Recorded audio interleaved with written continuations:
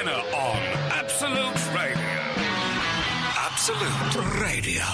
I put my hat upon my head and walked into the Strand, and there I met another man whose hat was in his hand. Sorry, that was a sound check. I wasn't supposed to be on the podcast. Oh, no. Anyway, this is the Frank Skinner Absolute Little insight into the magic there. Yes, exactly. So, yes, welcome, and thanks for doing whatever you have to do to get a podcast up. No idea. Clicking. Thanks for clicking, you guys. And as usual, we're doing the intro after we've done the show. So don't think we sound lacklustre, and because it was a brilliant show. But I'm drained now. I'm like a husk. Yeah. Are you spent? Spent. Yeah. But it was fabulous. We had Micky Flanagan was our guest. Now, some of you might not even know Micky Flanagan, but take it from me, in a year's time, you definitely will, because I think he is the future of stand-up comedy. He's really good. And there was... I always enjoy... Let's face it. I loved it today, though. Yeah. A little certain je ne sais quoi. I'll tell you what I liked. There was a wind howling outside the studio today. It was really... The rain was lashing against the window, and I was hunched over a microphone in a nice warm little studio with my friends, just chatting about life. And it was like being in a... I remember I used to live in a log cabin in the Yukon in the 1920s. And it reminded me a lot of that. Except that we had to play elbow. Frank Skinner on Absolute Radio. Absolute Radio. So we're off. And we've already had some messages into saying that what are they called? The cam They're called things? webcams, Grandad. Webcams. I wanted to call it camcorder, but I knew that wasn't No. right. The webcams aren't set properly. You can just to the top of my head. Yeah, webcam number 2 is just pointed at your hairline. Yeah. But I had my hair cut yesterday, so I came in earlier and moved it all. Can I just say, emphasise I that. like your hair. It's quite evacuee from wartime, but that's no bad thing. I like that. Do you like the gas? I got the gas mask with it to go with it. I thought that would be fine. Well, I thought, to be honest now, I'm 52. I don't drink. I don't smoke. I don't do drugs. I don't sleep around. My idea of doing something dangerous is getting my hair cut on Friday the 13th. So that was it. That's as brave. That's like an extreme sport for me. Slightly tragic. So I'm sorry if you don't see the top of my head, but who watches the webcam anyway? I don't know, but we're not allowed to touch them. We got strict instructions once, don't you remember? We got told off for fiddling with them. I've never moved one ever. Can I just make that I clear? did, to point it directly at me. Of course. On webcam 3, though, is pointed squarely at Emily Dean, and so it's a treat for all the single men out there. Yes. And married men with a roving eye. Yeah. I hate it when people have a roving eye, because you don't know which one's looking at you. Horrible. Well, one of them's looking at Emily. Yeah. I think David Tennant moved it, because he's been in this week. David Tennant's been all over Absolute Radio like a terrible rash. Yes. Right. His bed is in the... He's in the... What's it called? When The you get foyer. Foyer, Foyer. that's it. Oh, God, sorry. It's one terrible mistake after the next. I feel I've gone out of the frying pan into the foyer. Yes, I can't remember any word. I've got nominal aphasia again. Yes, his bed, David Tennant's bed. And I don't mean he's sleep in bed because he didn't want to get up that early. He's actually, some of you will know, he's given his big bed to... Big bed. It's not that big a bed, actually, I'll be honest with you. It's quite a small double, isn't it? Yeah, when I saw it, I thought, oh, come on, your bed. If that isn't the guest room bed, I'll eat my hat. You've never slept in that in your life. But it's all right now, because British Gas have bought it for £5,000, apparently. Why have they paid why would you want a second-hand bed from a Scottish man? Well, I imagine there'll be a lot of gas in that mattress. They can feed that off. And I think save the David third Tennant world. is awesome, I should say, but I don't particularly want his second-hand bed. I think David Tennant will be nothing after Doctor Who. Oh, Frank! You heard it here first. Oh, my God, Frank! They painted the front door like the TARDIS. I think that's because he won't go in any building unless the front door is painted like the TARDIS. Is that right? But the foyer isn't any bigger inside than it was last week. And also, why did they roll out the red carpet? How come when you joined, I didn't see 3 lions pacing around outside? No, that's good news, though. That would have been extremely dangerous. Anyway, I'm joking about David Tennant. I really like it. I know Scottish people get very protective. Oh, I know. Oh, they love the tenants. Yeah, so So anyway, he was on all this week, and he has had absolutely... he's a big star. You can't get round that. I once read an article saying that he was going to play a Brummie in a play, and that he sat, and me and him met up, and we had a long... we spent the day talking, and he taped me and stuff to learn my accent. All complete rubbish. I've never met him in my life. I know, but I got 50 quid for that story. Oh, did you? Oh, that's fair enough then. And I suppose you spent that on paying someone to move my webcam. Yeah, I did. So it was all you. And, of course, the very sad news, the tragic news this weekend is that Bruce Forsyth is not going to be on Strictly Come Dancing tonight. I mean, that is... He's got the flu. He's got the flu. Yeah, oh, sorry, I should have said he's got... Because people just tuning in and thought, oh, well, it's just a matter of time. No. Yeah. He's got the flu. But it won't be the same, will it? I mean... Strictly Come Dancing without Bruce Forsyth is like watching the Grand Prix without an accident. Absolute Radio. So, it's... Saturday morning! And this is Frank Skinner on Absolute Radio. And, I'm just scratching my What are you leg. doing I'm down scratching there? my leg. That's perfectly all right, isn't okay. it? When I lean forward to scratch my leg, I'm not on webcam at all.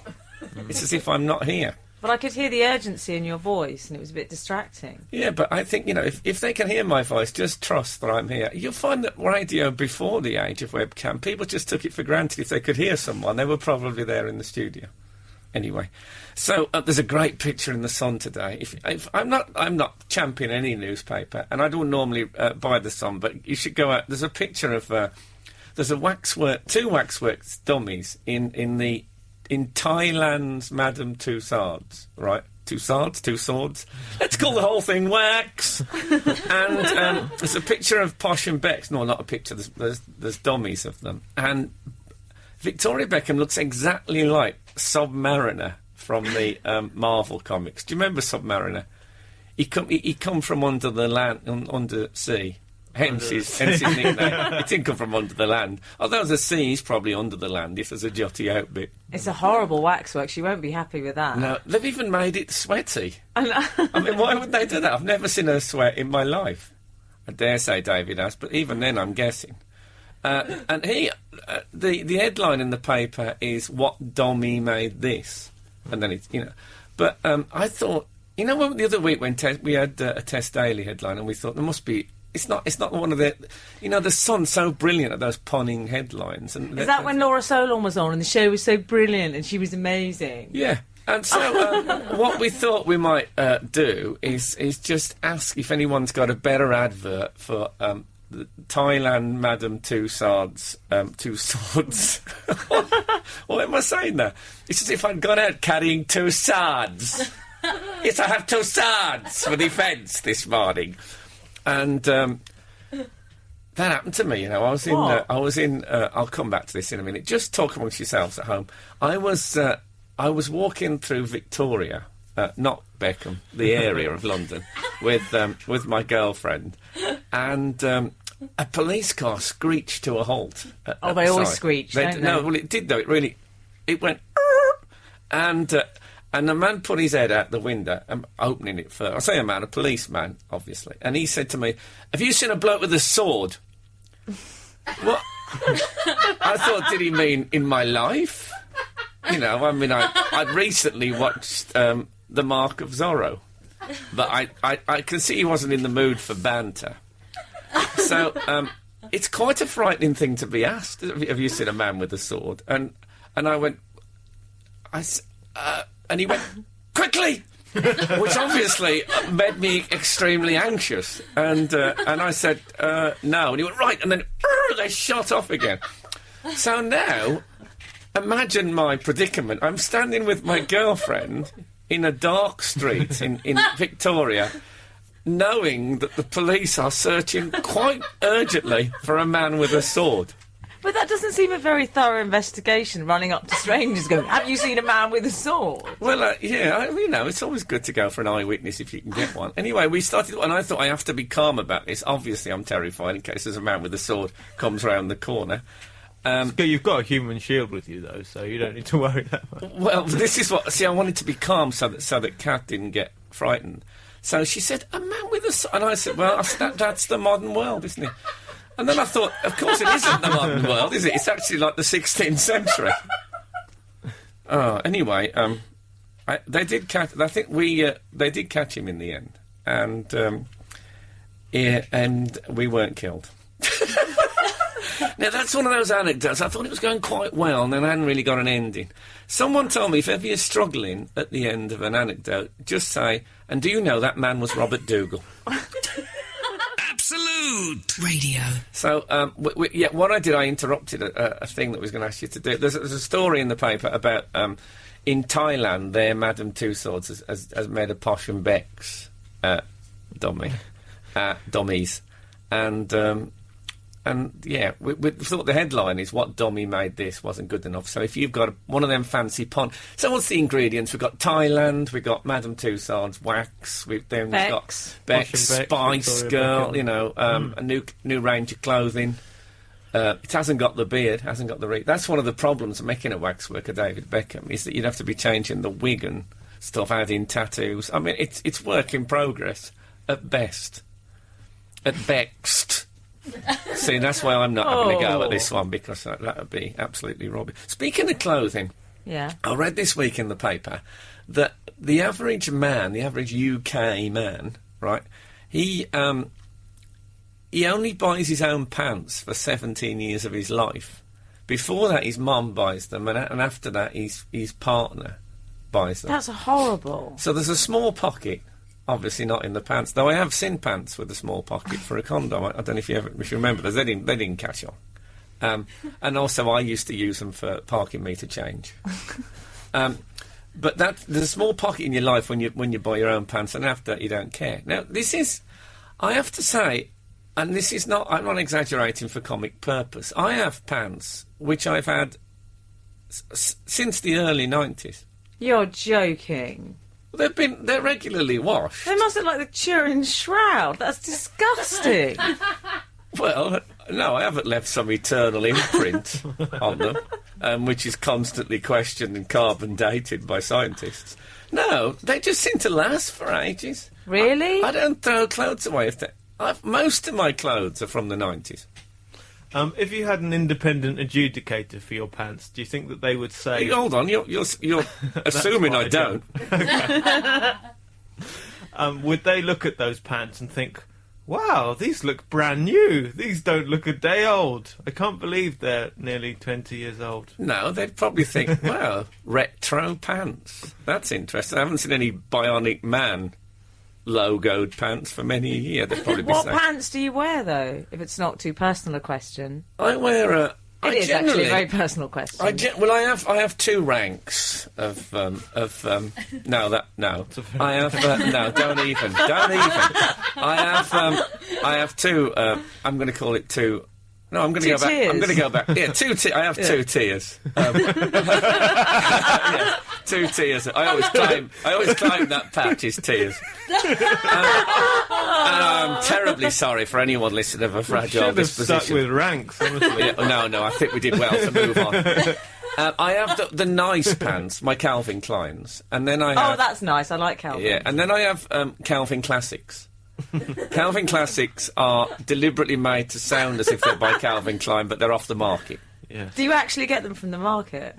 I get them from the kind, if not the market-esque establishments, cheap places. Where things might cost no more than 99p, perhaps? Well, put it this way, they're not the sort of pants you'd buy individually. Oh, okay. They come in packs of 5, you know. And the thing is with Calvin Classics, what I find is that... Have you got any, Gareth, at Calvin Classics? I had Calvin Classics when I was younger, but... Well, so did I, and I've still got them. What happens is the elasticated waistband, which is obviously one is familiar with on boxer shorts, it tends to separate from the main garment. Oh, that's nice. Yeah, so... That must be lovely for your girlfriend. Well, hey, they're not on that long. You know what I'm saying? So it means, like, you know when you see a girl with a thong and you see the thing above the jeans? Oh, yeah, and yeah. Well, with me, there are occasions when you can see my jeans and then the main body of my pants and then a gap of flesh and then the elasticated waistband. It's a gradation between the end of me and the beginning of my clothing. It's gradually It done. all sounds so complex down there. Well... No, anyway, so that's the Calvin. Actually, I heard a great story about Calvin Klein, and we're about to play a song, but shall I tell it after? Yeah, tell it Producer's saying after. I'll tell it after. Okay, but I might not tell it after in a fit of pique at having it being moved from the spontaneous place it was born. Frank Skinner on Absolute Radio. Absolute Radio. Calvin Klein had a brilliant idea in his offices, in his headquarters. In the kitchen there used to be a chart on the wall with all these different grades of brown on it. You know, like you get a paint chart. So from very, very light brown to quite dark brown. Well, this is the designer, Calvin Klein. Yes. How do you know this? Because, I know people who know people. So, anyway, so apparently each of these browns was numbered, right? And he'd say to one of his runners, the people, he said, I'd love a cup of tea. I think number 8. And then they used to have to match the cup of tea exactly to that shade of brown. Now, isn't that a good idea? Oh, I love that. Yeah. Mine would be, if I ordered tea, I'd want russet sunset. Yeah, well, I think numbers is... On the paint colour. it's less affected, shall we say. Yeah. I'm so pleased with where that story went then, because I thought it was going to be some terrible skid mark related story. Yeah, well, I don't tell those kind of stuff. I could see tension in your eyes. I'm thinking, what's he looks anxious about? All it is a story about a man famous for underpants and some grading system on shades of brown. Why could he possibly be edgy? I was quite scared. I nearly had an 82. Yes. Was that with sugar or without? 1 lump or 2? Oh, no! I'm sorry, can we rewind? We can't what? It's live? I should have been told. Why wasn't I told? Yeah, so... Talking of pants, Frank. Oh, we're still talking of Yes, pants. we are. Okay. We've had a text in on 81215. Oh, yes, that is the text number. Thank you for reminding me. 81215. Someone who remains nameless. Hold on, says- I'm going to say it again so it's Okay. imprinted in the mind, but I'm going to say it in a slightly odd way so Go it on. sticks. 81215. I think they'll remember that forever. So what's the text say? The producer's absolutely lost it. She's just standing by the window. That's because I've broken all the sound systems I know. on the thing.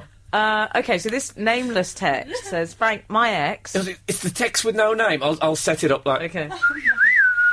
Oh. Do-do-lu-lu. I like the bit where it goes ding, ding, ding, ding, Oh, ding. I And then love some that. blokes go, oh. Oh. Anyway, so the text with no name walks into town. I see the text in a poncho. Text not wearing a poncho. Just let me read the text. Frank, my ex, 40-year-old...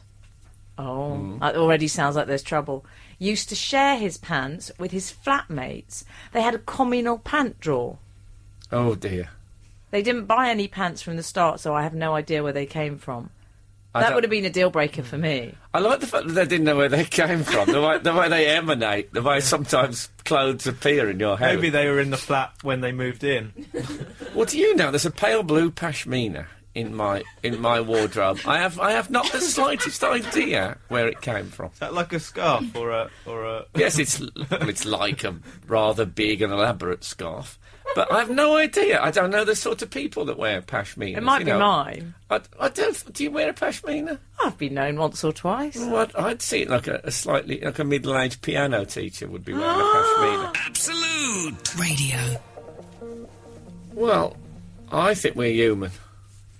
So that's this morning's phone-in. Are we human or are we dancer? I think we're dancer. Oh, you think we're dancer? Yeah, not dancer. Okay. Well, what do you think, Gareth? I would say, denser. Denser?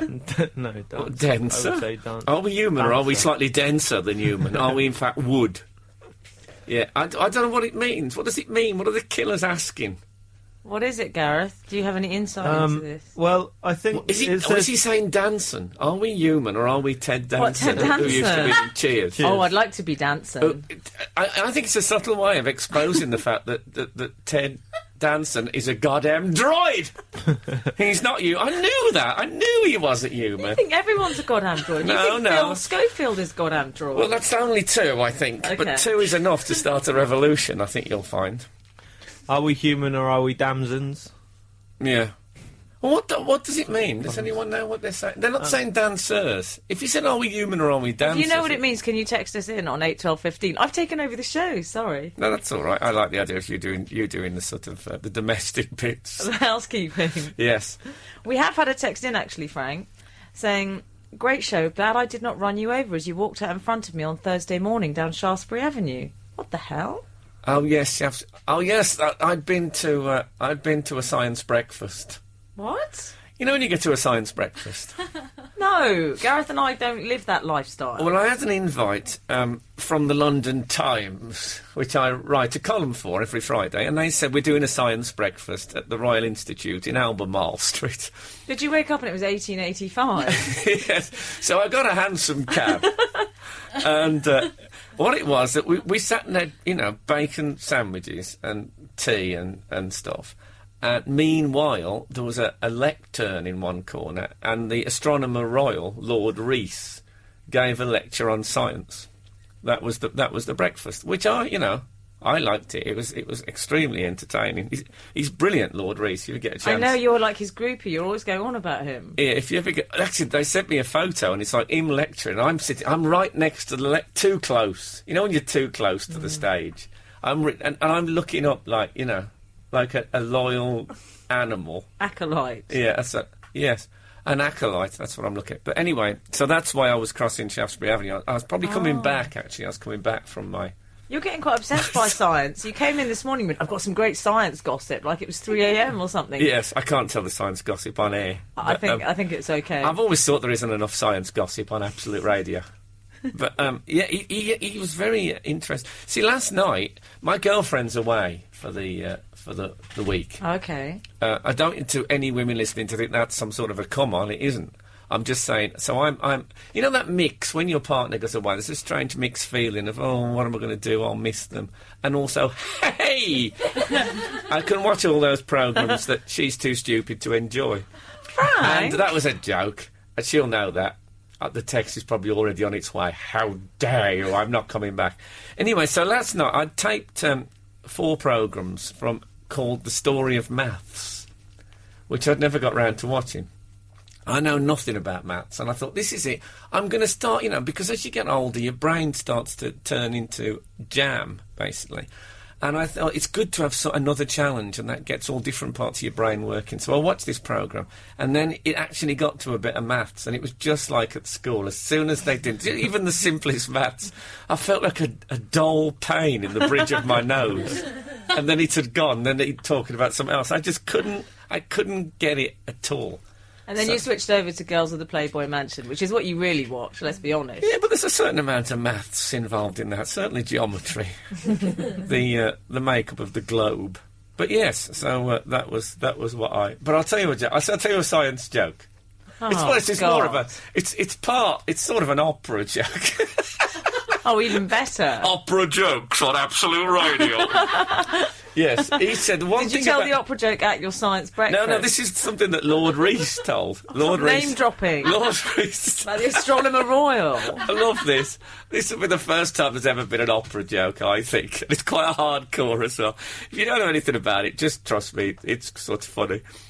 Apparently, if you're a scientist, it's not your big worry is if you don't make your discovery quick, someone else will get there instead.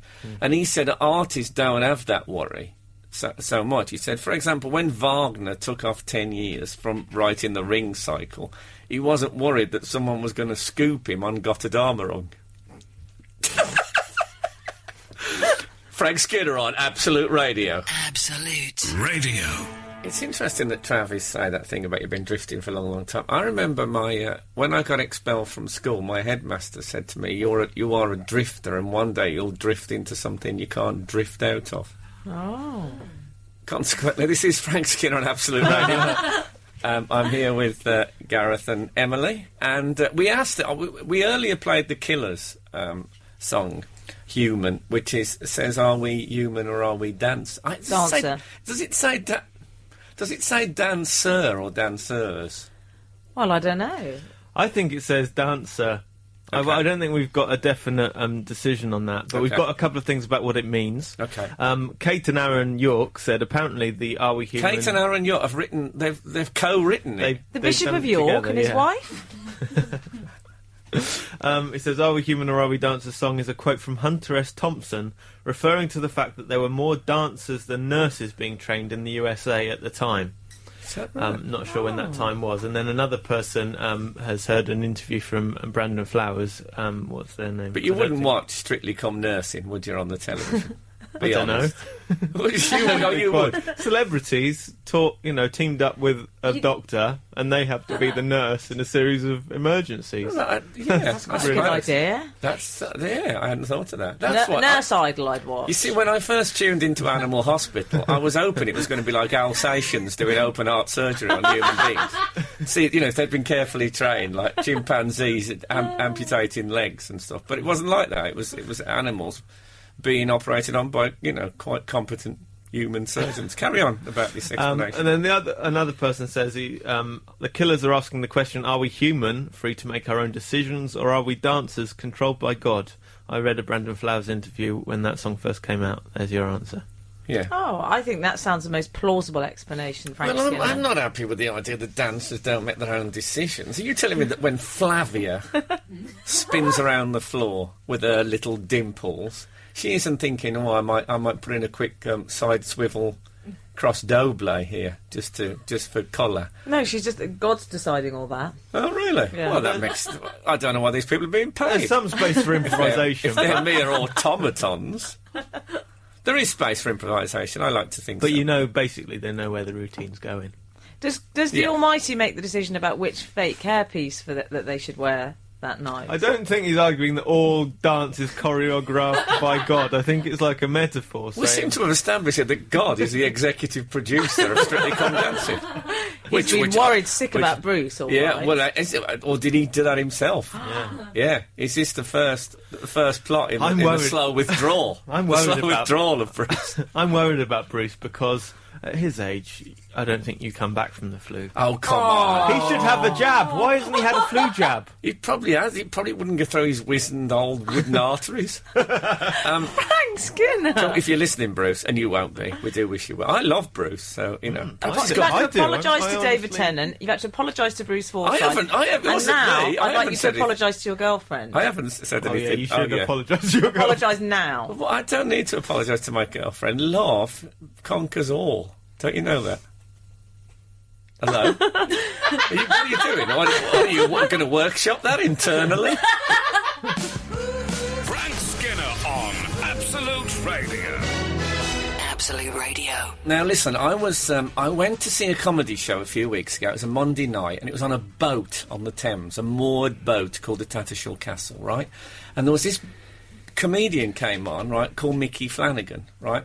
And he came on and he did like 20 minutes. I honestly thought it was one of the best comics I'd seen for years. Completely blew me away. We should get him on the show. Yeah, well, that's what I said. So guess who was with us in the studio? Cheers, Frank. Yeah, it's Micky Flanagan. So, are you always that brilliant? Feel There are free to answer certain that moments honestly. where I haven't been that great. Yeah, as you know, as a stand-up, you have days when it just takes off. Yeah. And other days when you think, oh, this is all imploding a little bit. But Yeah. hopefully mostly like the time you saw me. Yeah, well, it was really, really fabulous. And I thought, why isn't this bloke playing the O2 instead of this boat? So why aren't you?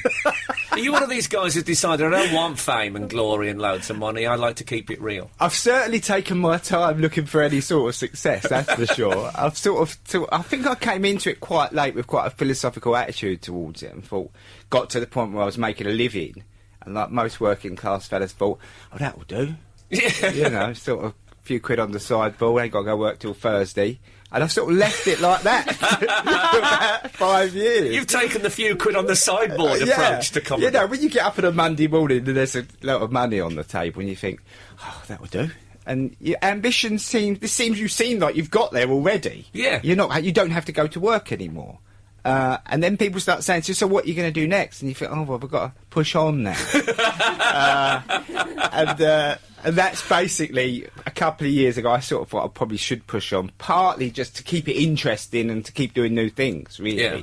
But I still essentially just love being a stand-up. Yeah. Well, it's You the know. best job in the world. Oh, So it's what? fantastic. So why mess about with it? No, I agree with that. I'm saying this as someone who completely took the king's shilling, of course, sold that. Did any money-making project I could get my hands on. Not for money, can I say, just for glory. Yeah. Well, honestly, I only say this because I think you should be shared with the British public more. Yeah, well, that is the idea. We are pushing on now. I mean, I am very interested in, but Being a star. I don't know. When you sort of come from a fair, I'm going to keep waffling on about the working class background. All those things seem like. Well, can I stop you there? Because I have a Micky Flanagan fact sheet. Ah, yes, and the first point, get this, Micky Flanagan is 45 and was born at the London Hospital in Whitechapel and brought up on a council estate in Bethnal Green. Well, you've gone through the working class scene. Does it mention that my dad was in prison a little bit? It doesn't mention that, no. See, you've That's got to put that in, marvellous. Frank. It's great. I mean, I said it to him when I was 5. I said, Dad, you're going to have to go to prison for a little while because they're not going to believe I'm working class enough. So he just went out and started robbing people. It's all he could do for me at the time. So was he in prison or was you out? Yeah, you yeah, added yeah. that for colour?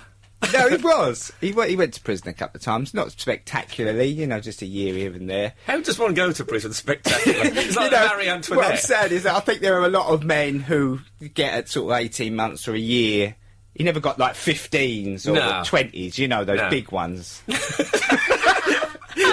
Those big glamour stretches. Basically, you miss your whole childhood. So he was gone for a little while. I love father's prison sentence boasting. My dad, can I say, never went to prison. You've won this. On sort of, if we are playing top trumps, working class people, you've completely won me on the prison sentence. But I do have to bring it in sometimes on conversations when people are telling me they're working class. But Frank had an outside toilet, which he never tires of telling us. Did you Really? have that as well? No, his dad We had stole it. one. Yeah, my dad used to keep his guns in there, so we weren't allowed in the toilet. No, we had, because we got a council flat when I was about 2 on quite a nice council estate, which they did used to exist and they still do, by the way. And so, yeah, we had a toilet. Amazing.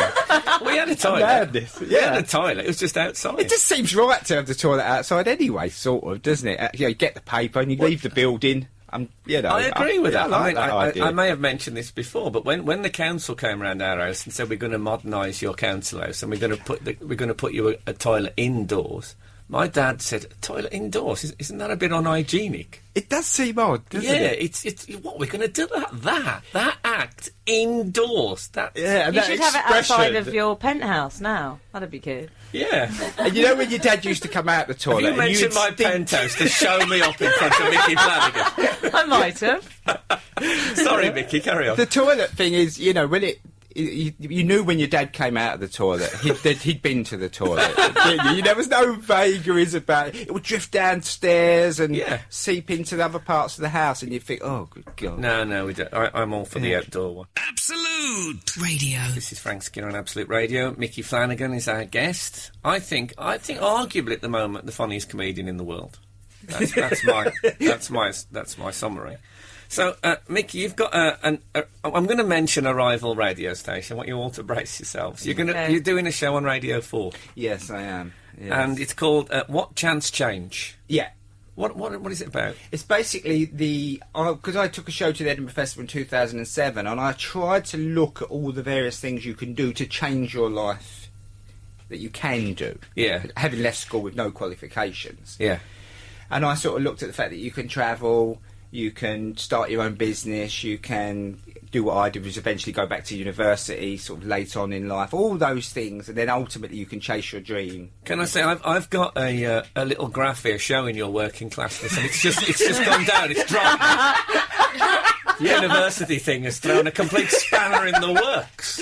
Well, it is about that conflict of sort of coming from a place and then ending up somewhere where you're continually a little bit lost. Yeah. You get around two people who are too highbrow and you think, oh, what do you know, never done a day's work. Yes. And then you go back home and you sort of don't fit in there properly either. And you're continually challenged all the time with these two forces. Right.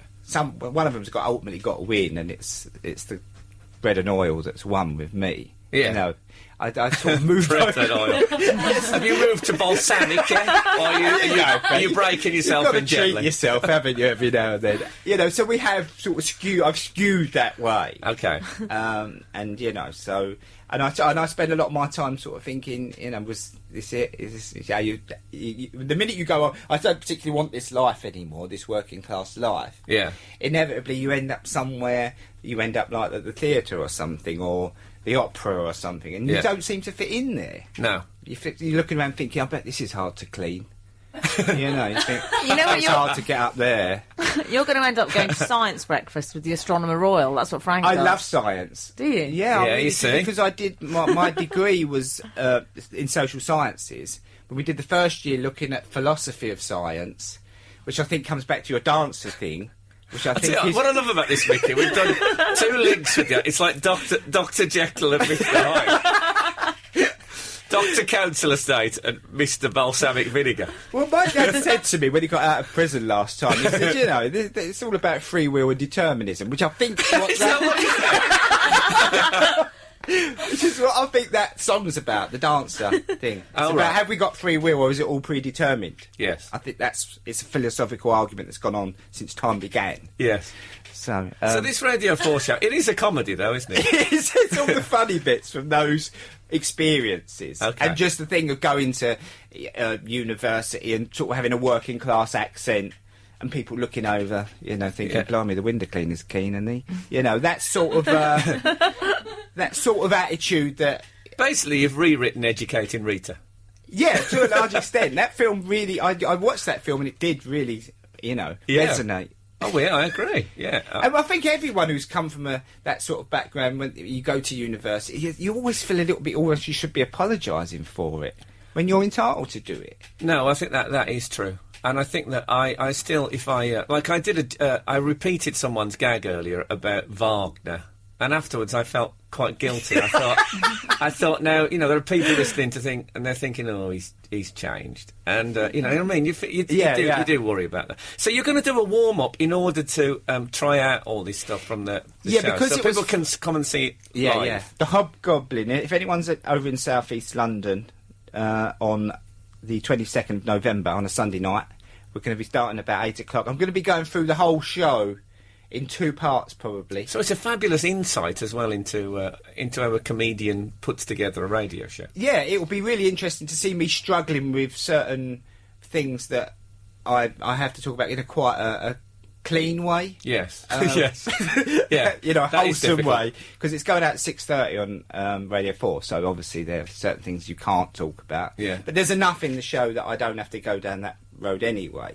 Yeah. But you can't, you know. So they'll be watching me basically rehearse, but it's still funny. Yeah. See what I mean? Trust me, it will be funny. Absolute. Radio. So this is Frank Skinner on Absolute Radio. We're with Micky Flanagan, and we were just talking about his forthcoming radio show on Radio 4. But also, you did a stand-up comedy course Yeah. to learn to be a stand-up comedian. Is that how it Yeah, worked? it was very popular at the time. I don't know if it's still going, but a lot of the people on the circuit now did that one or a version of it. This was at a place called Jackson's Lane. If you live in London, it's a very well-known comedian's Jackson's Lane course. Community Centre, yeah. Yeah. And What basically, do you do? Yeah. Well, you sort of turn up, and there's normally about 10 of you at the beginning, which then whittles down. In my group, I think it came down to about 6. And are these people who've never done stand-up, but they Never, want to? ever. Okay. Never been near it. And what you get to do is meet working circuit comics who run the course. Right. And they sort of talk to you about what it is you want to, what you think your persona might be, Yeah. how to build up material, just basic things like standing by the mic, Yeah. getting the mic out the way, looking at the audience, you know, just little techniques like that. They cannot make you funny. No. They can tell you probably best not to do that, but this is a nice way to, you know, and it just gives you the confidence to maybe book your first 5-minute open spot. Okay. Because as you know, most people go, I'd quite like to be a stand-up comedian. 10 years later, they're still thinking it. Yeah. True. So someone needs to say to you, yes, you can do it.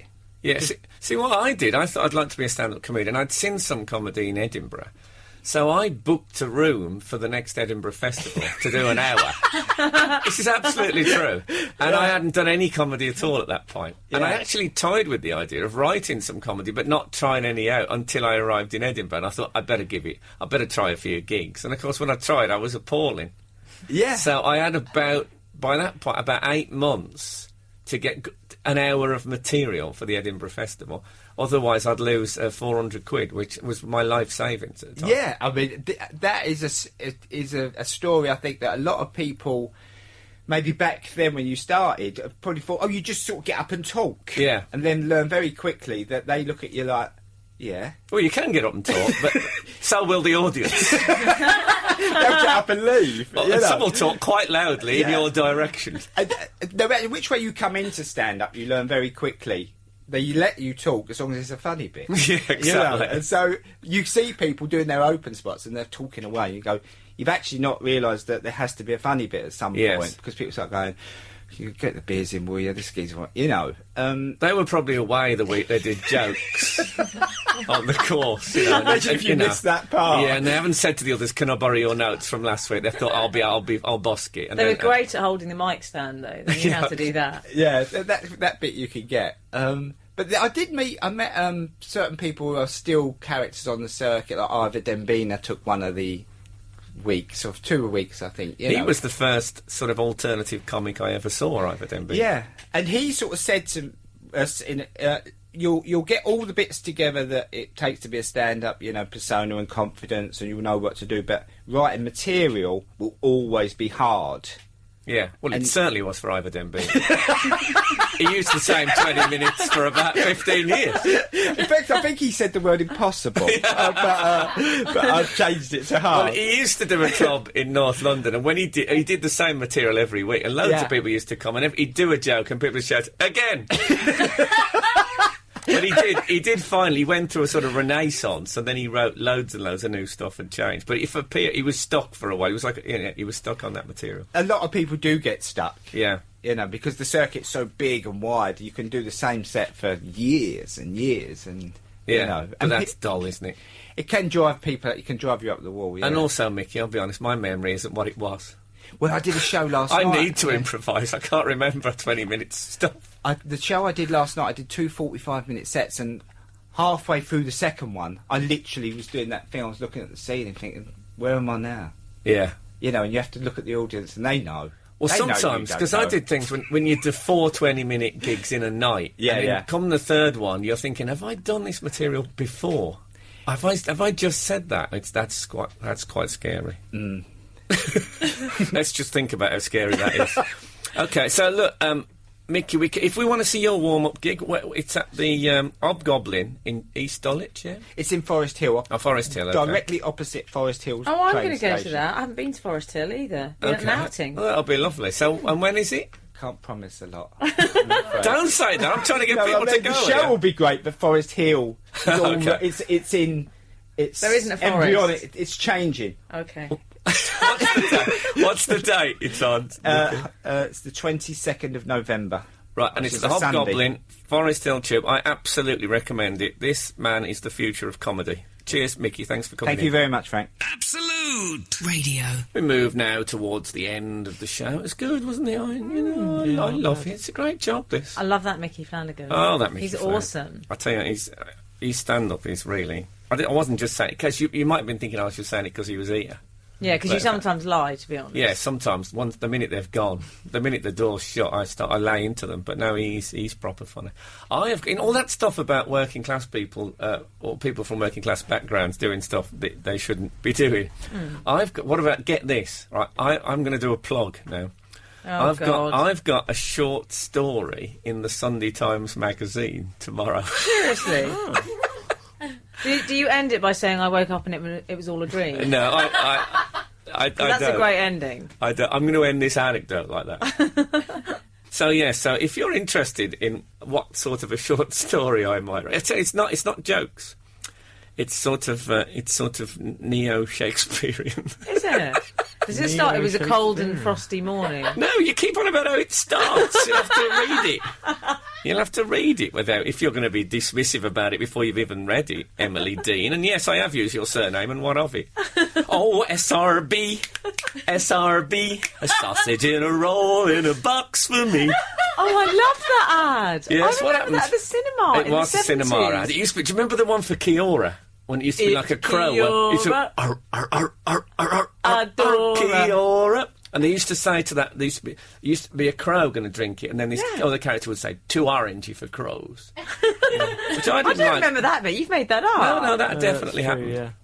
Just for me and my dog. Because now, on Friday nights when I'm watching the seances, I like to walk around the house going, a Cora. So anyway, that's it from us. Thanks for listening, and if you still are. Good day to you. Frank Skinner on Absolute Radio.